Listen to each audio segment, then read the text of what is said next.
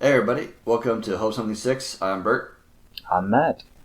and we are on May 31st, Memorial Day. So both of us got the day off, weren't able to record on our usually date on Saturday. So hopefully you'll be listening to this, or start to be able to listen to this by the end of the day today. But we'll see how I feel. Right. You're not going to go on strike this time? Were our negotiations successful? I've never gone on strike. Goddamn right. Goddamn right you're not going on strike. Get back to work! Yeah, well, I think I would have the power in that strike, seeing as I don't get paid anything. Shh. Come on. Could figure it out. Replacing me with gin is just as easy as replacing you with gin. No, but then you would have to do the audio editing. Nah, we'll just do it live. White noise and all. It's going to sound terrible. Until then, what do you got going on? Well, we were just discussing before we started recording my awesome recipe that I forgot to put chili powder into. Mm-hmm. Cucumbers, pineapples, onions. You chop all that up. You throw some lime zest on it. And in order to make a true chili lime sauce, it should have chili powder, which I forgot to buy. So other than ruining that recipe, which I'm very fond of doing, I finished that movie recommendation from a while back of yours. My Octopus Teacher. Yeah. How'd you like it? I did. It was very interesting. And naturally creepy. I mean, that's while you're watching it, you're struck by the cynical joke throughout the entire movie. Is this dude doing this octopus? It's like, I'll just jump right into it. That's the big controversy with this movie, I think. Very, very avant-garde in that regard. Mm. Out in the middle of the ocean by himself. He's guaranteed to be by himself because he's swimming in freezing water. 8 to 9 degrees centigrade. Well, then, you can make the argument it would be pretty hard to perform in such cold water. There are many different forms of lovemaking, Burt. Why don't you expand your brain? Expand your brain 8 times. Yeah, this dude's getting very handsy with that octopus. Literally. Yeah. It's a big part of it. Is making contact with nature. And I think that's main. He's just tripped out because he touched an octopus, or rather he got the octopus to come to him. That's always the big thing. Yeah. Well, he was able to become friends with the octopus. Like Right. the octopus changed its behavior around him over time. Right. It adapted to actually using him in some of its hunting strategies. Finally, was able to score a lobster, Right. which apparently swim backwards. I had no idea. I've never seen a lobster move before. That makes total sense now, because those things they're super fast. Fun little tidbit there. Yeah. And his shots are amazing, because the dude is that's what he does. He just documents nature. Yeah. Which is kind of ironic that he was too involved in his work of editing that it was making him sick from editing his nature footage. I didn't quite pick up on. This wasn't like a stockbroker or something like that, or somebody who's working an office job. The dude works photographing nature, Mm-hmm. and so I don't know. It's more of like a return to home than anything else. His ability to overcome what was making him sick, what was making him depressed or something like that. Because I'd love to know what project, what natural landscape he was working on that made him sick to his stomach. Documenting squids. Yeah, right? He's like 20 feet over. It's like, oh, this patch of grass sucks. It's making me hate life. This patch of kelp forest, though, yes! Doesn't make any... Yeah, I don't know. There's a little bit of a disconnect there, not really understanding what was making him lose his mind to the point where he's being a bad father. Seemed a little overdramatic there. But maybe it was the fact that this was kind of a passion project of his, as opposed to him just getting paid to do something. He went out every day. He went out every day, is what he said. That's one hell of a passion project. Yeah, well, he didn't start off thinking, I'll make a documentary about, hanging out with this octopus. Yeah, I'm just going to take a year off of work and go freeze my balls off in the kelp forest. I gotta do this, Sharon. I gotta do the thing. You think you could get that argument passed? You think you could take a year of work off and go swim around with a fish that you just found? Nope. Come on, reconnect with nature, man. It's got suckers. Yeah, well, a lot of work. Hard time explaining taking an entire year off. Well, it doesn't have to be a full year. The octopus might get eaten before that time. There you go. You can cut it short. That's what got me. I almost started laughing out loud when I saw him crying over the octopus. Because I'm a monster. He doesn't have any feelings, apparently. But yeah, okay, I was a little bit heartbroken. Not heartbroken. I'm not gonna start crying over a goddamn fish. Sorry. Not sorry. Not sorry at all. It's the whole cycle of things. That octopus knew what she was getting into when she, decided to continue with life. I don't see him crying over all the mollusks she murdered, or his, aiding and abetting the murder of that lobster. Well, he didn't have a connection with those crustaceans. Ah, okay. So there it is. It's not my neighborhood. It's okay. That's right. It's not my sexy mollusk. In fact, I don't even find mollusks that sexy. They're too slimy. They don't ink right. Plus, no suckers. Yeah. Not tentacly enough. Actually, a good movie, though. Good documentary, considering how creepy it is. Right. I think certain people would not find it creepy, who would just go directly there to assume that guy's screwing his octopus. Alright, he's not screwing the octopus. I don't know if he's, like whipping it around. Making whipping it out. Salty love to the...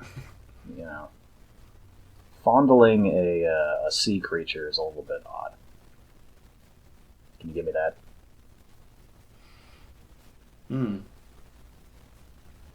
I guess he didn't think so. Guess not.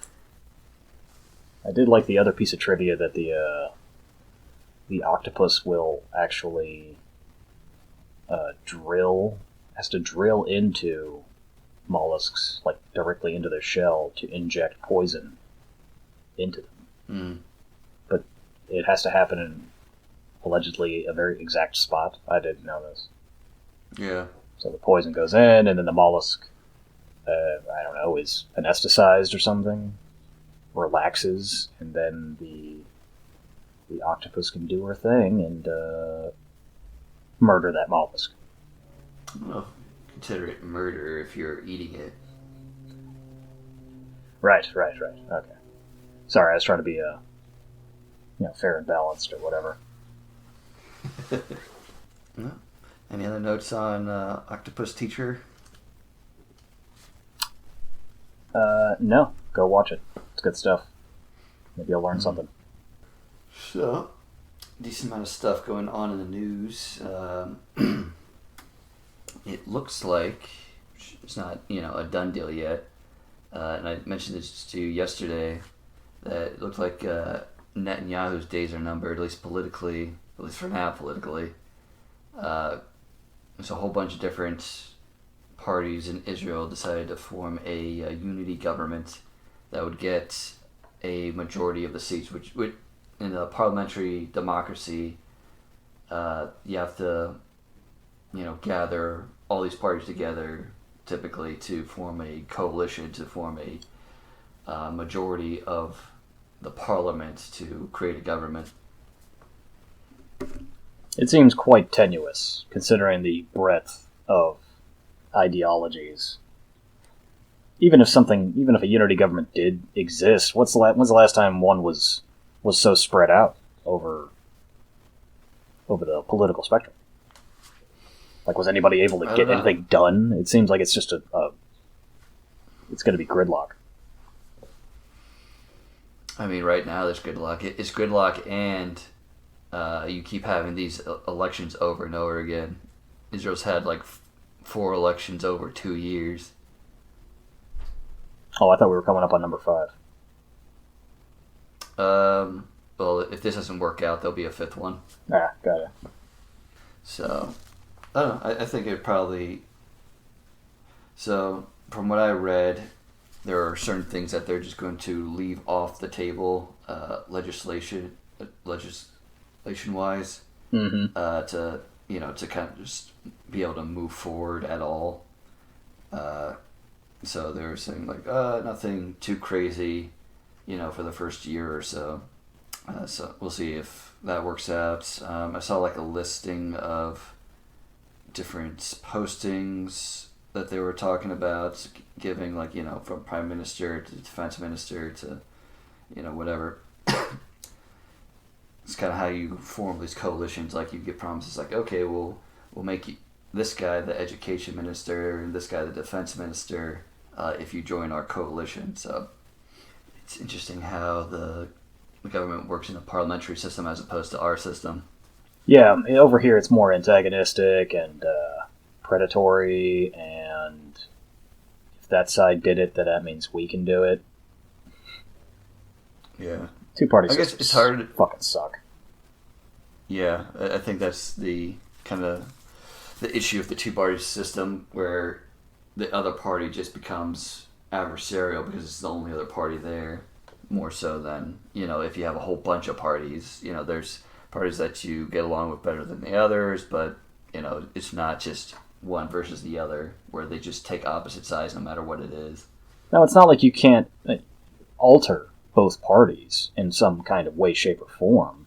You do that with grassroots movements, or you look at the Tea Party movement 10 years ago. That was insane, and it was a bunch of crackpots who just really wanted to push the Republican Party even further right, and they did, because they it's that groundswell of populism.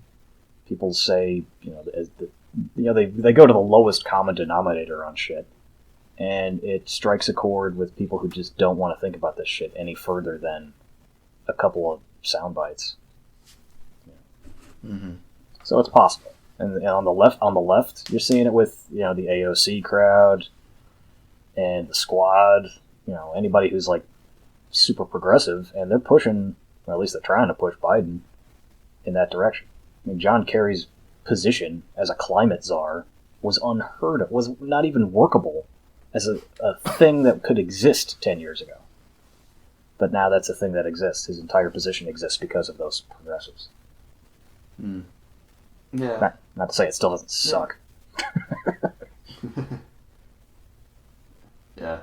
But, it's a good point. And it'll be interesting to see how things go. That kind of makes me think of all these, all this legislation that a whole bunch of red states are putting in for, restricting voting. Yeah, restricting voting rights. Yeah, I mean, that's what most people, a lot of people would call it. That's what it is. I was thinking, yeah, I mean, it makes it harder to vote Yeah, they are in, unabashed in in some their ways. yeah they are unabashed in their goal, which is, I mean, this is going back 30 some odd years, at least. They have openly stated that the more people vote, the more they're going to vote left. Oh, yeah. I think for the most part, if you take all of the left and all of the right, there's more people on the left. Exactly. So the idea is But just lower how many people vote, and there you go. That's the strategy. It always has been. Anyway. well, well, I was thinking because they're doing it a lot more than they did, ever before, and it's like a whole bunch of states that are doing it. I'm thinking that it's not just about getting less people to vote, but it's to increase Republicans' um, voter turnout by having them believe into the voting process again because because Trump completely destroyed that, and I think that's a big factor of why the Republicans lost both runoff elections in Georgia because like during the general election the way that goes there's like multiple Republicans and multiple Democrats running, for each seat, and no one got a majority, which is what you need in Georgia. So then you get a runoff election with the highest uh, Democrat and Republican. But when you add up like all the votes for the Republicans and the Democrats, the Republicans win by a decent amount, like back in the general election, and yet they both lost in the runoff. And for me, the difference is the like Trump and all his cronies totally torpedoing everyone's belief that it's a fair system, at least for Republicans. And so if you don't think it's a fair system and you think it's stacked against you, you're less likely to vote, and thus you're much more likely to lose. So I think this is even more so than getting less Democrats to vote. I think this is to get more Republicans to vote, or say, hey, we did something, so now it's cool. Mm-hmm. Right. No, I get you. And in a razor thin margin type situation, yeah, I get that. But I don't think they're going to get that many more votes. It'll matter when it's super close. But the vast majority of people are not the wackadoos who think that our elections were rigged. The people who think that are like, I just saw on, I follow a beat reporter on the Hill, and he just recorded some dude screaming the election was rigged, like outside the Capitol. He's just like yelling it at the top of his lungs to no one in particular. Yeah, sure, maybe you might convince that guy, but that's not the majority of people. Not the majority of people, but could be the majority of Republicans. In fact, I saw a poll that suggested as much, and you can't just trust polls necessarily, but You got that right. But if it showed a majority, there's at least a good chunk. Like say there's like 20% of Republicans that believe the election was stolen. Let's say like a quarter of that didn't vote because they don't believe in the sanctity of elections anymore. Sure. Okay. That's huge. Especially if it's in any way close. That's election. what I'm saying. Yeah, when it's close, sure. That's the thing. Like say if 3% of the Republicans don't vote, and that's mostly what you're battling for is for, battleground areas, like Mitch McConnell doesn't have to ever worry about his seat really, at least from a Democrat, Nancy Pelosi will never have to worry about losing to a Republican. Chuck Schumer probably never has to worry about losing to a Republican. There are seats, in both the House and the Senate that are, pretty safe. And those are typically where you find the leadership positions. But there's plenty of battleground areas, again, for both Senates, the House, and the presidency. And I think these Republican lawmakers have to try to get people to get Republicans to believe in the election again. And the only way they can think of is to pass all of this legislation. Because again, it's happening like a lot. I don't know if it's just the news is picking up on it more, just because. But it's like multiple states are doing this, at the same time. And actually, I was just reading about it. The one in Texas didn't pass. The Democrats didn't. They all walked out. I can't believe it. They stood up. They didn't have a quorum, so they didn't get it passed. Huh. Senate Bill 7 is what we're specifically referring to. Reduced polling hours, empowered poll watchers, and scaled back ways to vote in Texas. Didn't happen. They needed 100 They needed 100 people, 100 members, for the quorum. Didn't have it. Yeah, good. Well, for now. Greg Abbott's going to potentially call a special session. Ram it home. But what if they don't go to that one? Well, then everybody gets to remain free. I don't know. Not an expert in Texas politicking. It's probably the same shit it is anywhere. They can ram it through with some sort of special session where they don't need the quorum, is my guess. Maybe. But this ties into a larger strategy that the Koch brothers are basically manipulating. Isn't one of them dead? Oh. Will they ever really die? I mean, their corporation is enormous and has so many tentacles and so many different scuba divers, They're all over the place. But they're specifically linked to, they worked so hard to kill that fundraising bill, the For the People Act, which would have not only expanded voting rights, but also would have shined a spotlight on all this black mold all over everybody's fundraising. Like, oh, whoa, hey, whoa, all right, sorry about that. Sorry you could tell. I mean, right now, you can't even tell who the hell is funding any of these super PACs. Yeah, well, that's why, it'll be really hard to pass any of that kind of things, that kind of stuff, because you're relying on the people who are benefiting from those things to vote on it.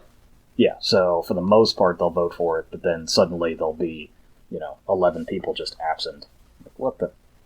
It's like, oh yeah, missed my flight. Oh, I had family business to attend to. What? I had to go get Cancun. Yep. Oh, that was today? Oh, damn. Well, I'll make the next one. Say another big thing in the news is Congresswoman Green, just in general, with that nice little comment about how being told to wear masks is akin to wearing yellow Stars of David and being subjected to the Holocaust. Fantastic. I think she should try it out. Unbelievable. Yeah. So that's that side of it. And then another thing, is the kind of backlash to the violence that has been going on against Jewish Americans during the Hamas-Israel conflict that's been going on, which stopped recently, but and it kind of highlights, on the left side, like, just basically in their rhetoric, they kind of, like, go too far with it. It's fine to be critical of Israel. I've said, things that were critical of the government in our last podcast. But saying, like, things like, genocide, ethnic cleansing, and shit like that, and then you see, this huge reaction, finally, after saying the same things, over and over again through the decades. And, this is what happens when you just, I don't know, like, people know that it's not correct. I guess they're just trying to get the shock value out of it to get people's attention. I know like Mark Ruffalo, who's like every time this happens is very anti-Israel government, and then he like just recently apologized like, oh, maybe I shouldn't have used hyperbole like genocide when I was making these comments. Oops. So I mean, I hope people learn from that. Just and not just stuff like this, like anything, anything that's politically charged. Why don't you just say exactly what's happening? Don't use hyperbole. Don't make things like either bigger than they are or different to I don't know why, because then the other side could just take that and say, hey, these people are full of shit. This isn't exactly what's happening. So discount what they're saying. Like just say what's actually happening. No, it's like you said. You said it to gather attention. They Yeah. feel like as if nobody's paying attention to Israel. Yeah, I mean, you don't have to say these like terrible things, and like then like, and then it just like, and it goes down like, okay, so you're saying the state, you say, oh, they're committing genocide. This is the state of Israel, which is a democracy of almost of the majority of Jews. So you're saying all those Jews in Israel, or at least the majority of them, are okay with genocide, and then you have all the Jews from all around the world who generally support Israel. Then you say, okay, well then they're complicit in genocide. So you're basically, saying that Jews are monsters by saying Israel is committing genocide, that's completely not what's happening. But now you have people attacking Jews because they think they're just genocidal assholes. So, So, it's also important to remember who you're getting your information from. Well, I wouldn't call Sure. Mark Ruffalo the leader of men in this country. oh man, but he's the Hulk. Oh, that's right, he did No. the Hulk. Yeah, sorry, I'm not up to Yeah. date. I'm not. My toes aren't in the MCU unit.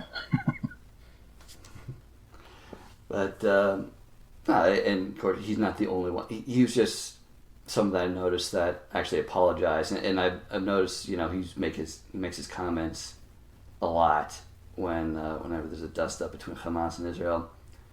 But I mean, I hope just more people learn from that mistake where if you intentionally drive up tensions just to get attention or whatever your reason is, then it's gonna could definitely have a serious backlash, and you kind of saw that. So with everything, not just Jews, with like Black Lives Matter, all these different groups, say what they do, if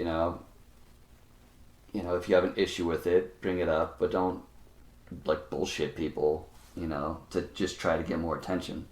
And that goes back to Green. Like I don't think. I mean, unless she's like a complete psycho, which maybe she is. Just saying, oh, being asked to wear a mask is like being in the Holocaust. You're just driving things up. Ratcheting up the outrage on both sides. She knew she'd piss people off on the left. Absolutely. By If she saying pisses that. people off on the left, then she makes her supporters happy, and that's all she wants. She doesn't They care either because she'll never get touched by any of it. Yeah, either happy or complacent. Because, CNN, like, they like to, whenever a Republican says something insane, they'll go to the constituents and say, oh, are you okay with this? And, some of them say no, but, like, most of them say, well, no, I don't like what you said, there, but, in general, I like her, and I'd vote for her again. Which, yep. Yeah, then it flames up the left side. But yeah, but that's the thing. Like they know, right, and they control what you see. Like like CNN controls like who you see talking, and it's like, oh, these guys are assholes. We just take this snapshot of what we want you to see, Right. and then it's like, okay, well, this is the facts, and yeah, you're probably not going to have Green lose in a general election. You would have to have another Republican beat her out in the primary because she just lives in such a Republican area. It's just, again, unless you find out that she's a child molester, she's not going to lose to a Democrat. Nope. So But, somebody will have yeah. to infiltrate the Republican Party. I volunteer as tribute. Where does she live again? What's her district? I don't know. Is she Macon? No, not Macon. Yeah, I don't know. But I am thinking of switching to the Republican Party, if nothing else, just to vote in the primaries and, vote for someone I think would be okay and not like crazy. A classic strategy. Let's see here. Oh no, she's up north. She's up Northwest way. She is the Northwest District. Let's see. Rome, Calhoun, and Dalton, also known as the exurbs of Atlanta. So if you're thinking Deliverance, like everybody always wants to know where's Deliverance take place, that's Marjorie Taylor Greene, so So, yeah. Not gonna vote for a Democrat. probably not. Yeah. But, yeah.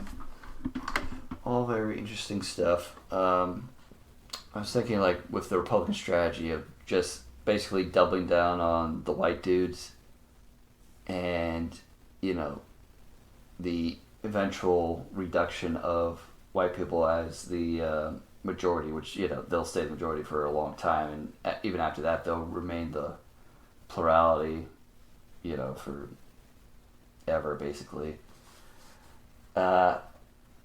Eventually that's just not going to work anymore. And it'll be interesting what the Republican Party does at that point, because they are losing in every other demographic. Like I think they used to kind of have the Hispanic population, at least. It's about split. Some, it was maybe more split, or it wasn't like leaning so far to the Democratic side as it is now. Then there's the African American population, the Jewish population, I believe the Asian population. Well, I think that's again, not as much as the other minorities, but I think that also leans left, and also the majority of the Asian Americans are on the either on the West Coast or New York. That's like kind of like the majority of them, and those are all Democratic areas anyway.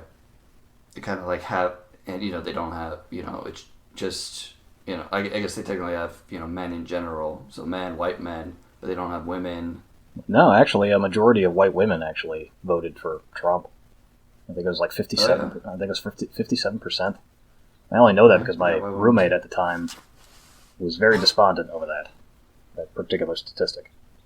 I thought they turned. Well, I guess they turned more than last time, but all right. Well, then white people in general. But again, with the population changing as it is, it's kind of a losing strategy in the long term. That also drives a lot of the irrational fear. Yeah. Is the what's the name for it? I don't know. Let's just call it being replaced. Mm-hmm. Oh no, they're gonna breed us out, and then you just get this litany of other racist shit. Yeah. Yeah. Irrational fear leads to pretty stupid choices. You could sum up all of these elections like that. Right, and that irrational fear is what pushes minorities away. Like, even if they agree with you politically, and a lot, Latino people, Black people, they're not the most liberal. When it comes down to it, a lot of them have pretty conservative values. True. Especially the ones who are more religious.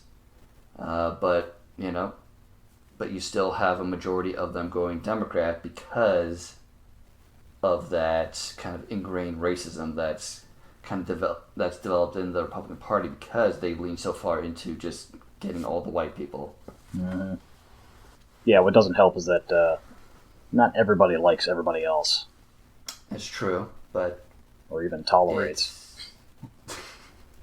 Yeah. I've worked I with a mean, lot of again, immigrants. I worked with a handful of black people, and it's like the same. Everybody has the same arguments and the same misinformation, and it's some of it's just not even worth repeating.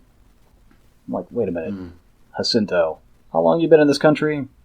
25 years, and you still believe that, huh? He's been in the country 25 years illegally, but man, does he really not like black people. Mm-hmm. And it's like, I don't know. It's just some of it's just a byproduct of where you grew up. Yeah, for sure. A lot of these guys are not living in the best neighborhoods. That's And true. Yeah, that's true. Yeah, no. You'll, and if you're exposed to the worst of a certain group of people, then you assume that's just how they are. Right. So when they say, oh, I don't like this or that, or oh man, obviously it's because of so on and so forth. It's like, oh, that happened to you. Well, you could fill in the blank there with just about anything. And yeah, it's only because they're living in the shittiest part of town. Yeah. And where it's fucking dog eat dog out there. Yeah. Well, then you take anecdotal things and just, kind of say, okay, that's how it is, and just look at those anecdotes. And you can turn that, simplify that, like in like the sports fandom, where, you have these different fan bases who hate each other, and the reason why is just, oh, let me tell you one or two stories of this, the fan of the other side being an asshole. Well, I guess that means everyone's an asshole, right? Is that's all that's pretty much all anyone's got, when you said, oh, I hate these guys because of this. It's like, oh yeah?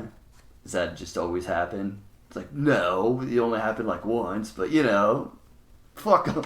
Mm-hmm. Yep. You hear that all the time. Except for, of course, Philly fans who are terrible. Oh, absolutely. Let's never forget, what's his name? Hitchhike Bot? I don't remember. You know that Hitchhiker bot? Robot? Yeah, what? Oh, the Hitchhiker's Guide to the Galaxy? No. The robot that literally was designed to be a hitchhiker. It just had like a little digital readout on him. And he made it almost like around the world or something. He made it across Canada. He made it across the U.S. And then he was beaten to death outside of Philadelphia.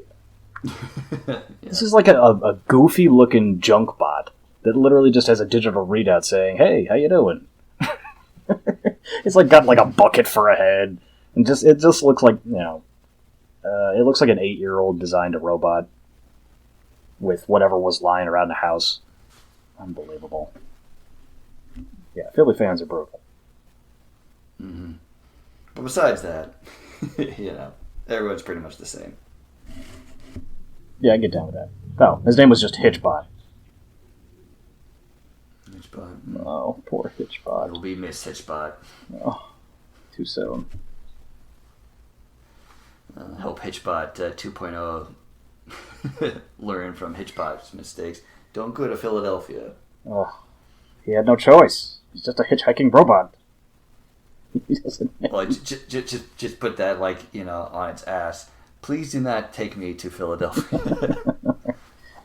He made it across. He made it across Canada, Germany, the Netherlands. Korea. Yeah, right. He made it across Canada, Germany, and the Netherlands. And he was stripped and decapitated in Philadelphia. He was actually given he was at a First Nations powwow and was given the name Iron Woman. So Iron Woman was beaten to death July 17th, 2015. Oof, didn't even make it that far. Started in Boston. Yeah, that's rough ground to tread from Boston to Philly. Oh wow, she was actually an actor too. It toured about and appeared in a play called Killing Robots. Well, at least she lived a full life. Yeah, How many of us get to say that we acted in a play outside of Paris Yeah. and were subsequently murdered in Philadelphia? Well, that last part, plenty of people could say if they were, besides the fact that they're murdered. Mm, yeah. Well, that's a pretty fitting end to our Memorial Day special. Yep. Yeah.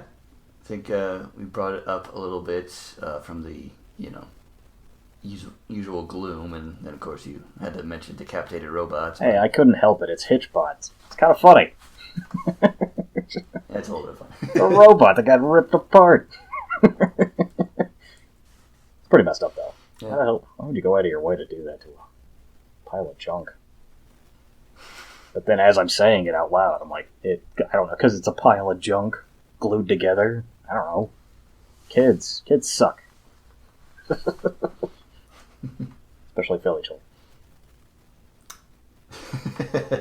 Yeah. There you go.